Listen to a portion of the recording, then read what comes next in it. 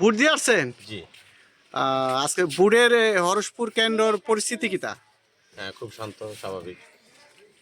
ও, আমি বিগত সরকারে তো বিভিন্ন প্রচার মিডিয়াতে বিভিন্ন জায়গায় আপনাকে দেখলাম, হ্যাঁ, আওয়ামী লীগের দল, কিন্তু এখন বুকের সিনার ভিতরে ধান নিয়ে ঘুরতেছেন।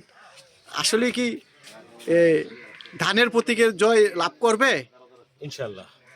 ব্যক্তি হিসেবে তো অত্যন্ত ভালো মানুষ, শিল্পপতি ভালো মানুষ, আহ, জি, আমরা এবার আশাবাদী।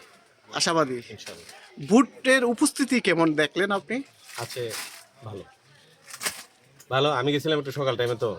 হ্যাঁ। তাই ওই সময় যা দেখলাম একটু কোনো ঝুঁকি ঝামেলা নাই এবং খুব স্বাভাবিক সুন্দর পরিবেশে ঘুরতেছি। কেন্দ্রর বাইরে তো কোনো ঝামেলাও নাই না? না, কোনো ঝামেলা নেই।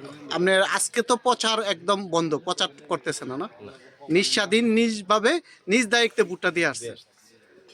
আর আশেপাশে কোনো নেককার ঘটনা ঘটছে কিনা জানা আছে আপনার?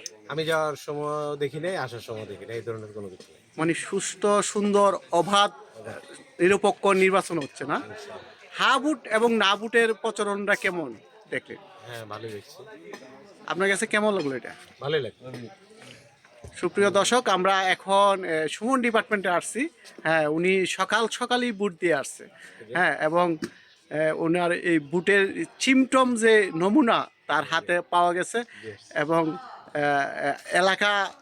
এলাকায় আসলে এই ধানের জোয়ার বেশি, এবং ধানের যিনি প্রার্থী উনিও শিল্পপতি বিশিষ্ট এবং ভালো মানুষ। হ্যাঁ, খুব ভালো মানুষ। এই ভালো মানুষ হিসাবে উনি ওনার মার্কাটাকে ওনার সিনাই গেঁথে রাখছে। হ্যাঁ, কত হবে? উনি অবসরপ্রাপ্ত সেনা কর্মকর্তা আশরাফুল ইসলাম বাবুলের সামনে আমি কথা বলছি। আজিজুল ইসলাম, এখানে শেষ করছি। Asian television.